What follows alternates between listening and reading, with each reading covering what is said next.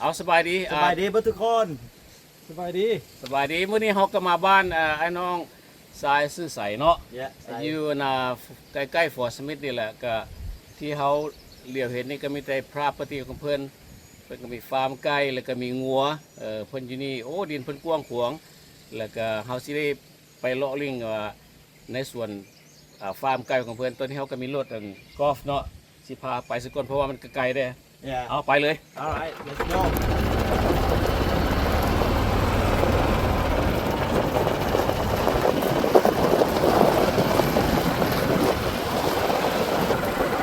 แล้วสิ่งที่สาวให้สาวนาอยู่อเมริกาเนี่ยเรื่องเลยตอนนี้แหละแต่ว่าเขาอยากให้พี่น้องเห็นนำว่าฟาร์มไก่บอกว่างัวมีอย่างบ่หลายเนาะมาอยู่สิเนาะอันนี้ที่เขาเหลียวเห็นนี่มันฟาร์มของจังบ่ล่ะฟาร์มบ่ฟาร์มมี6 หลัง6 หลังวะโอ้ฟาร์มเรื่องฟาร์มไก่โอ้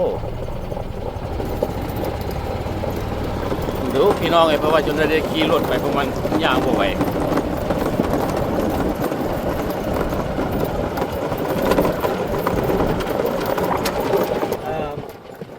ที่เห็นนี่เป็นระบบ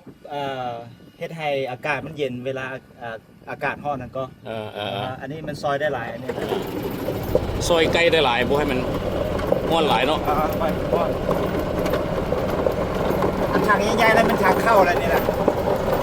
ทางเข้าแนวใดวะทางเข้าสำหรับเครือไก่แล้วพ่อโอ้เพราะว่าเอาเข้าใกล้ซินี่มันลงมานี่มันบ่ทางนึงได้ใส่ได้ประมาณ30,000 พาวทางหนึ่งปาโถ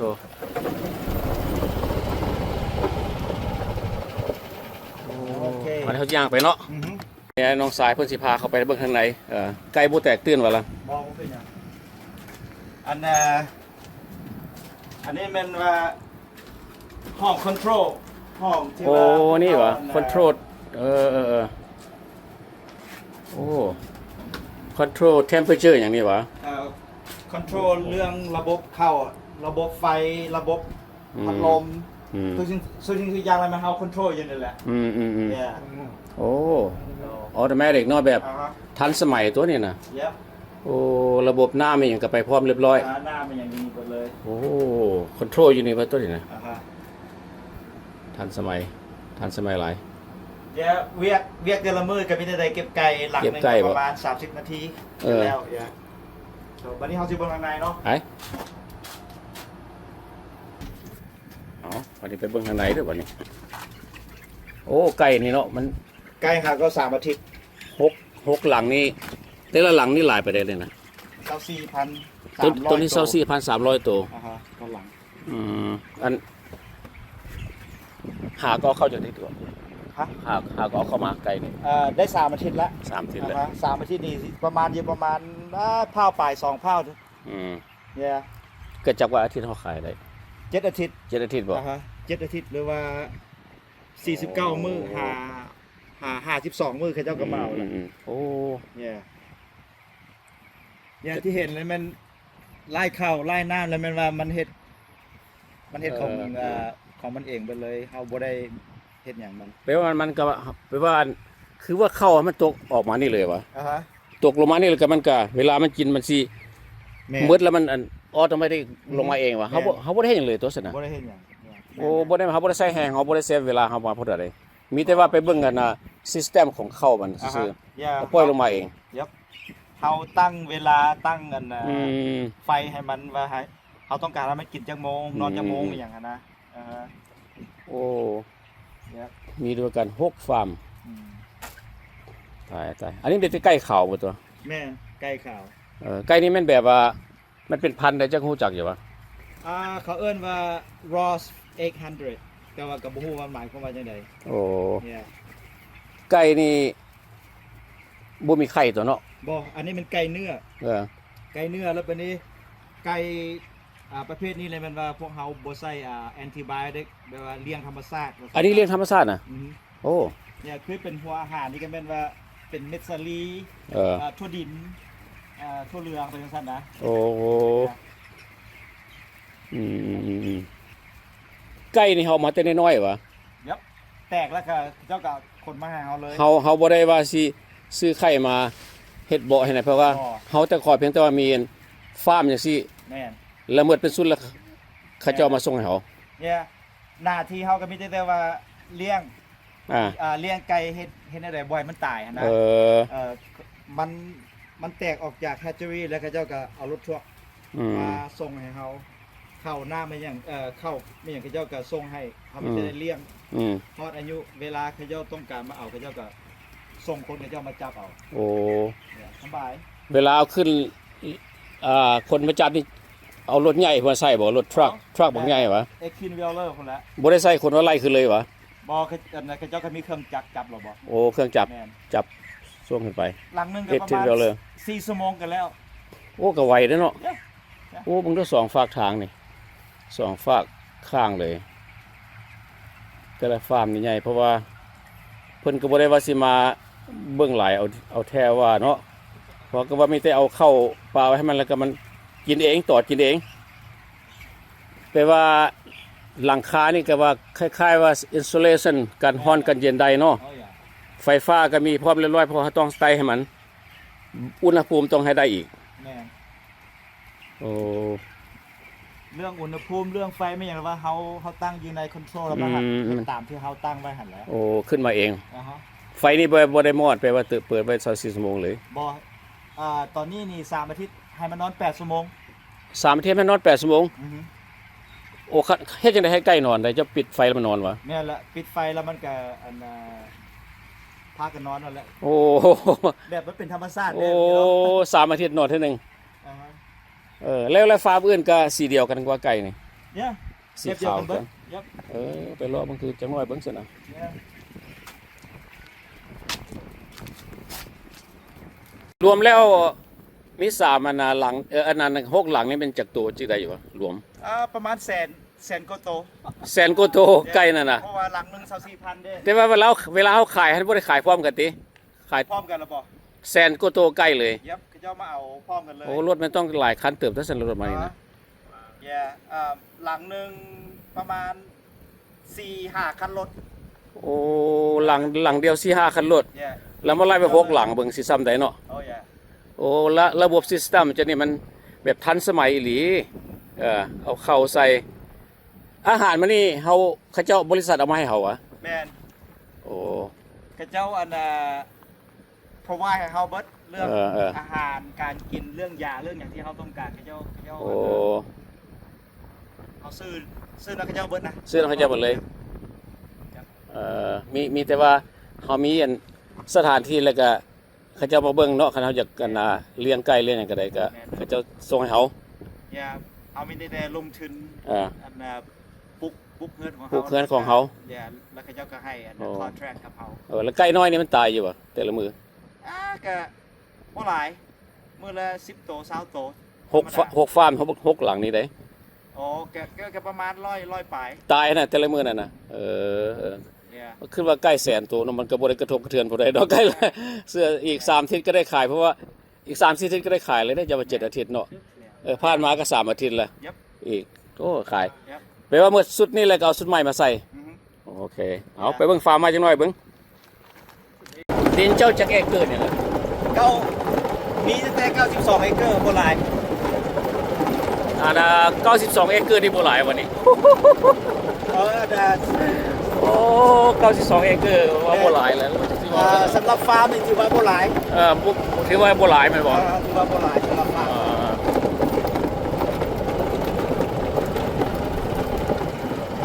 สรุปแล้วอันวิธีเซตอัพของเรือนทันมันก็คือกันเบิด คือกันหมดเนาะ อย่าบ่มีหยังแตกต่าง นะฮะ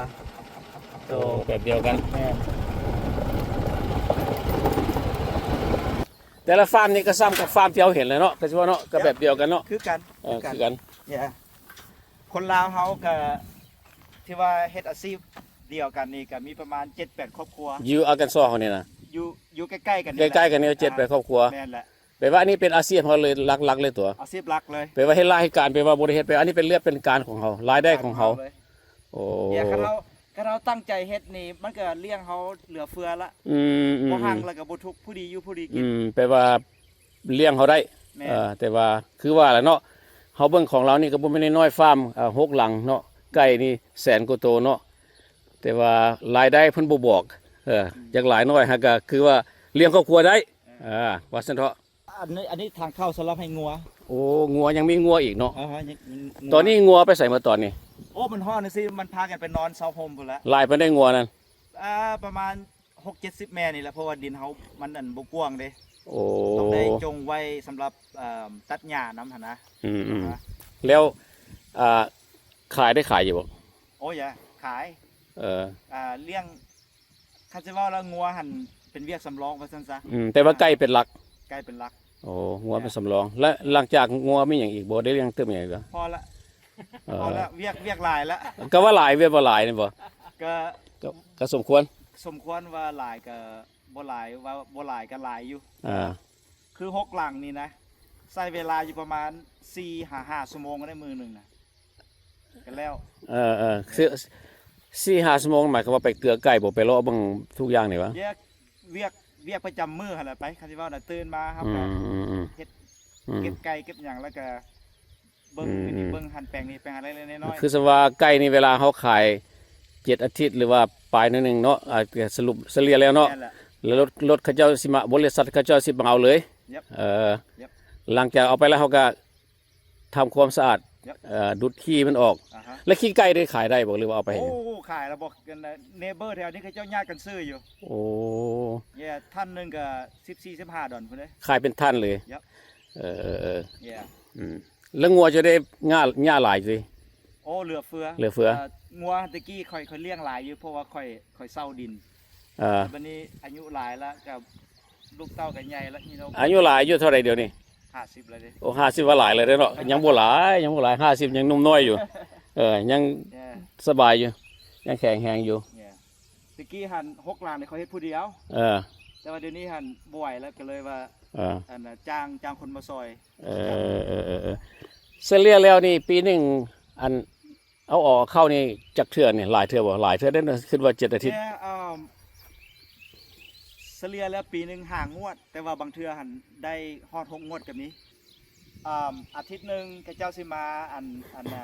บวชเบิ่งเฮา ติดตามบ่ ติดตามเบิ่งเฮาเทื่อนึงเขาเจ้าเขาเจ้ามาซอยเฮาอะไรไป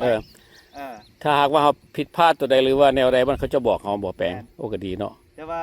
เฮาเฮ็ดมาดนแล้วเด้20กว่าปีแล้วเขาเจ้าก็มาเช็คเบิ่งความเรียบร้อยซื่อๆหั่นนะ คือสมมุติว่าพวกอยากเลี้ยงไก่นี่เปิดอันน่ะฟาร์มไก่นี่ก็ต้องมีฟาร์มไก่ขึ้นมาซะก่อนบ่ มันมี2วิธีคันผู้ใดสนใจอยากมาเลี้ยงไก่หั่นทานอาจสิสามารถมาซื้อฟาร์มโดยที่ว่าเขาปลูกแล้วเฮามาแทนมือกับเจ้าหั่นนะ โอ้ อันนั้นวิธีหนึงหรือว่าบ่ซั่นหั่นเฮามา ปลูกเอง แม่นเฮามาปลูกเอง แล้วเขาจะสิมากวดเบิ่ง แม่น ว่ามันผ่านบ่หรือบ่ผ่านสิว่าสมควรสิเอาไก่มาบ่ well ก่อนเฮาสิซื้อหั่นเฮาต้องไปขอ contract กับcompany ก่อนเด้ โอเคแต่ว่าสมมุติว่าฟาร์มที่เขาเจ้าเฮ็ดอยู่แล้วหั่นเฮามาแทนมือ contract เขาเจ้าก็ transfer ให้เฮาเลยแต่เฉพาะคนเอเชียเฮานี่เขาเจ้าบ่เป็นห่วงเพราะว่าเขาฮู้ว่าเฮาดุมัน บัดนี้เว้าเรื่องงัวนี่ขายเป็นโตก็ขายภายในบ้านในเมืองบ่หมู่คู่อย่างมาซื้อก็ขายวะเป็นโต เคยอยู่เพราะว่าคนลาวก็มักแบบว่ามาค่าแบ่งพูดกันหั่นนะ มาค่าอยู่นี่เลยวะ โอ้แต่ว่าส่วนหลายแล้วค่อยเอาไปขายอยู่ออคชั่นเลย โอ้มีออคชั่นก็ปกติตัวที่ขายหั่น average ขายตัวเท่าไหร่ 1,800 หา 2,000 ตัวนึงนะงัวประมาณ500พาวหา600พาวนี่ตกอยู่ประมาณ 1,500 บ่หลุดเลยโอ้เอาไปออคชั่น Yeah. อันเหลืองๆครับเป็นหยังซั่นน่ะ อันเดียวก็หญ้าไว้ไปเบิ่งใกล้ๆก็ได้ อันก็หญ้าวะ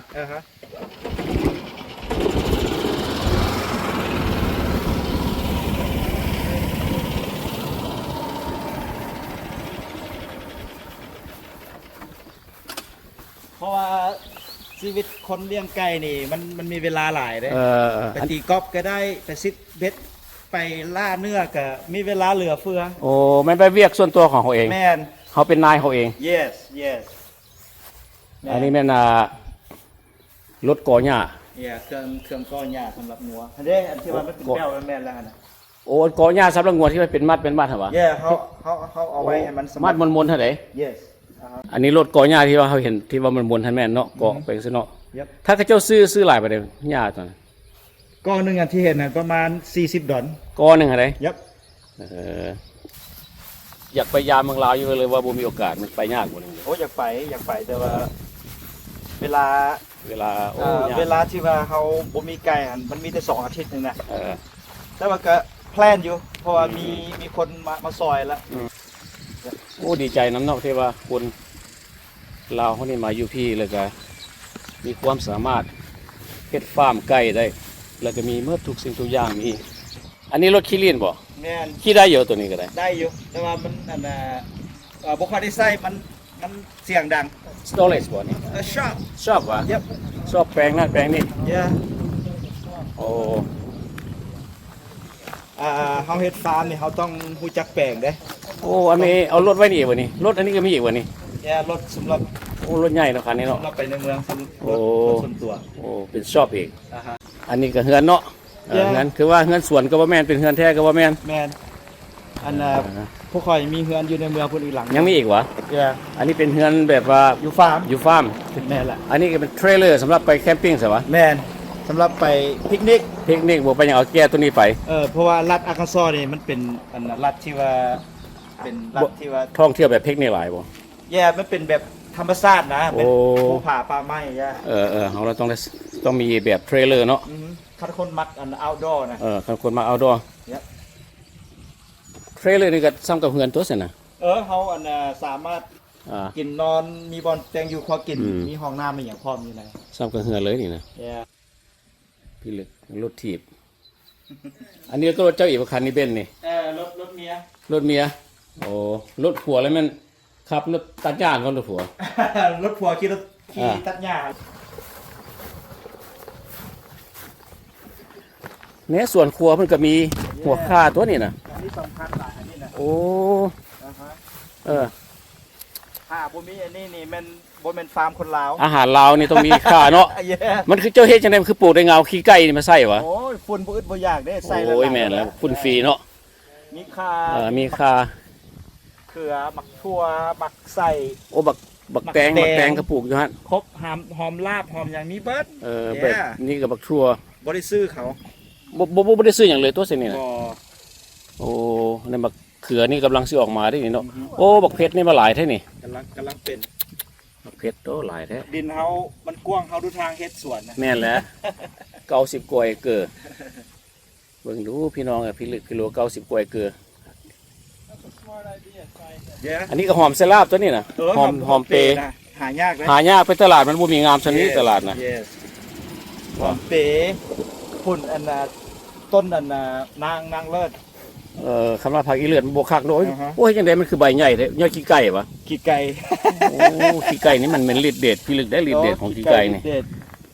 เฮาเห็นหลายๆมองอยู่แต่ว่าใบบ่ใหญ่ปานนี้ อันนี้มันโธ่ ซ้ำกับใบพลูเนาะ โอ้ใบพูยังน้อยกว่านี้สมติว่า อันนี้ก็อีกแนวหนึงนี่นะ อ่า อันน่ะต้นไม้นี่ ขาดบ่ได้บ่ ขาดบ่ได้ เพราะว่าลาวเขาต้อง โอ้แกงหน่อไม้เด้ เอกลักษณ์ของเราเป็นแกงหน่อไม้ แกงหน่อไม้ มันออกน้อยอยู่วะ โอ้ออกแล้วบ่ โอ้เดือนนั้นมันออก เดือน5เดือน4 เดือนสี่ นะคะ5เดือน4ออกโอ้กินบ่รอดพุ่นละซ้ำนี่ก็ได้นะ คันสิว่าละ แค่ดีเด้ ไม้ไผ่นี่มันปลูกง่ายตัวเนาะอยากว่าเนาะ Yes แต่ว่า ปลูกง่าย มันต่างกับหน่อไม้บ้านเฮาหน่อยหนึง อืม อันนี้จะเป็นหน่ออย่างกับบ่ฮู้แหละ แต่ว่ากินได้ กินได้แซ่บทุกอย่าง มีแต่ว่ายานางบ่ได้ปลูกว่ะ อย่านางบ่มี บ่มีเนาะได้ซื้อ เค เอา ยเคยปลูกอยู่ที่ มันขึ้นยากเนาะเป็นยานางเนาะ ย่านี่แม่น แต่ว่าทุกสิ่งอย่างก็ปลูกเอาแปลว่าบ่ค่อยได้ซื้อเขา แม่น โอ้ค่อยภูมิใจนำเนาะอันนี้นเป็นสระบ่หรือว่าเป็นหยังสระวะ สระ มีสระปลาอีกวะนั่นน่ะ สระเฮามี3สระอัน 3สระพุ่นน่ะ ตัวที่เห็นนี้สำหรับเอาไว้ให้งัวกินงัวอาบ วันนี้เฮาสิไปเบิ่งตัวงัวหมู่บัดนี้ นะฮะเป็นงัว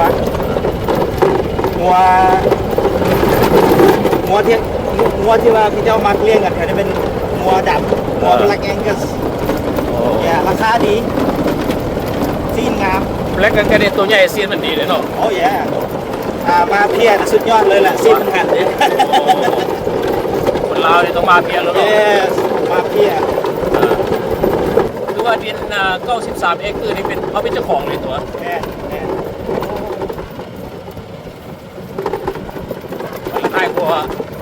สนามบินตัวนี้นะบินเจ้านี่นะสนามบินบางคนยังผู้ใหญ่ปานนี้สมัยนั้นนี่นะเดี๋ยวกินรถพากันกินรถผ่านนะนั่นนะโอ้ ยังมาแรงกันหมดตะกะแตน มีตะกะแตนวะ โอ้ยะ โอ้ตะกะแตนโอ้ตะกะแตนพวกนั้นพวกหลายคือว่าแล้วเนาะหลักอากาศนี่มันแบบคือว่าเมืองลาวก็ว่าแม่น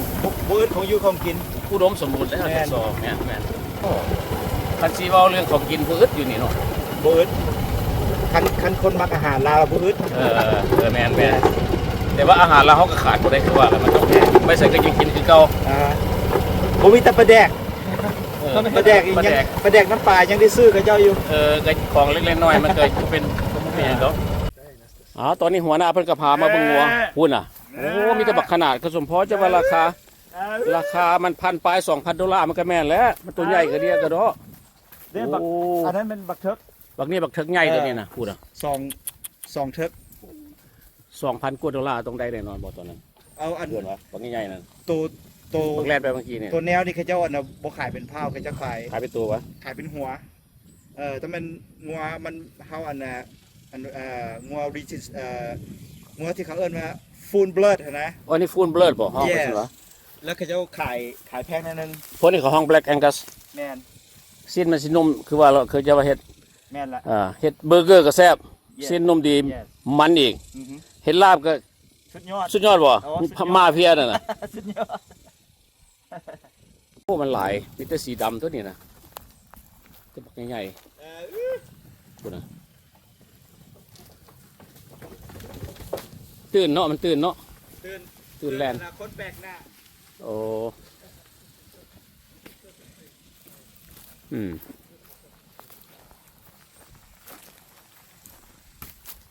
สวัสดี เครื่องนี่นะเครื่องฝูง อันนี้เครื่องฟุงบ่มันไปรีมันไปรีบนอื่นเนี่ยวันนี้ บ่อันตัวที่เขาเอาไว้เฮ็ดแนวเขาแยกต่างหากเด้ โอ้ อันนี้มันแม่มันแล้วก็ลูก ลูกน้อยซื่อ อ่า ๆและตัวที่เขาเอาไว้เฮ็ดแนวเขาบ่ให้มันเซิงกันเทื่อหั่นนะคันเขาบ่แยกมันหั่นนะแม่นได้มันเกิดสะไปเลย เกิดทราบไปเลยวะ แต่ว่าเขาอันน่ะจำกัดมันบ่ เออ ว่าบ่ให้มันเซิงกันแล้วมันก็ โอ้ เขาคอนโทรลเบิร์ดได้ กินน้องงัวอยู่วะ เออบ่เคยกิน บ่ กินอยู่ตอนยังน้อยนะแต่ว่า เดี๋ยวนี้บ่กินละ แต่ว่าอันน่ะมีคนสั่งอยู่ว่าโอ้ เขาไปขายคนอื่น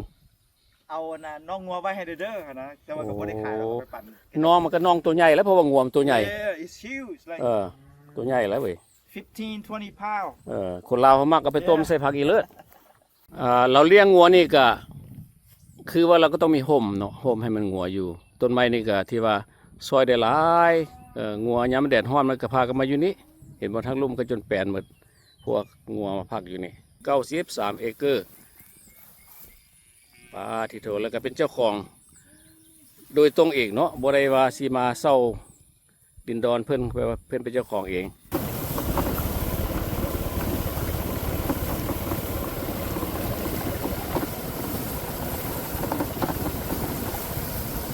อาบน้ำคือควายนี่ตัวสินะโอ้ ยังว่าเห็นงัวมันอาบน้ำที่อันน่ะขึ้นฮอดบ้านเด้ว่ะ ตอนเป็นเด็กน้อยบ่เคยเลี้ยงควายเคยเลี้ยงวัวเลี้ยงควายเจ้าก็ได้ แท้อันน่ะจะเศร้าให้เศร้านาเนาะอยู่บ้านเฮาก็ได้ ดีแล้วมีประสบการณ์เรื่องอันเศร้าให้ศาสนาดีหลาย จอห์นสัน หญ้าเนาะ not really หญ้าเจ้าก็หลายมืดแต่หญ้ากินเนี่ยมันเป็นเจ้าควงเด้ เอาขี้ไก่ใส่เด้ เอาขี้ไก่ใส่เอามาเทใส่เลยวะ เอาวางใส่โอ้เอาเครื่องยัดมาวาง เรียบเจ้ามันหลาย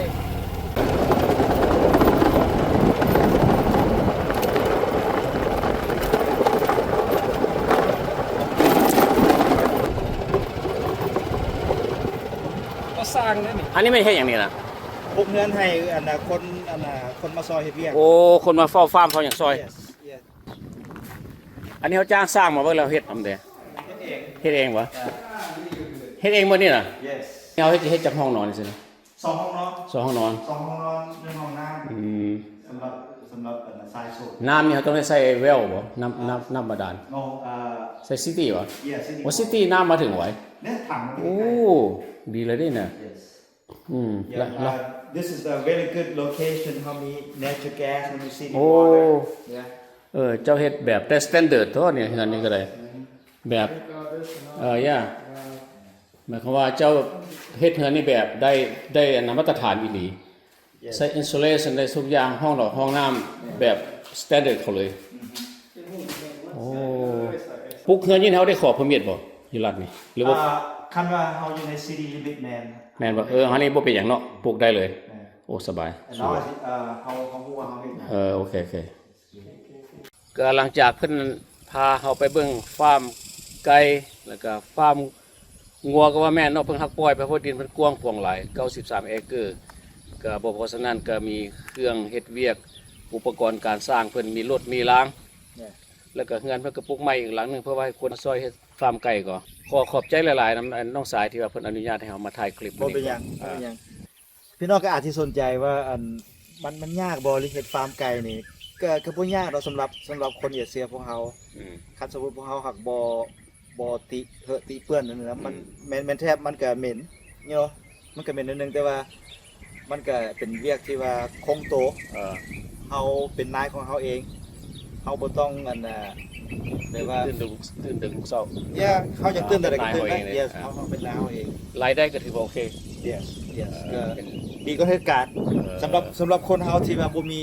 ความรู้สูงเนาะ ให้ดังดีๆกว่า เฮาเฮ็ดอันนี้ก็ต้องดูได้แล้วเนาะต้องดูเขาก็ถือว่าภูมิใจเนาะที่ว่าเพิ่นมีความสามารถเฮ็ดฟาร์มได้แล้วก็ขยายบ่แม่นของง่ายๆสามารถเฮ็ดได้ทุกอย่างคนลาวเฮาอยู่ในเมืองอเมริกาก็มีความสามารถเฮ็ดได้สำเร็จก็ถือว่าสรรเสริญขอบใจหลายที่ว่า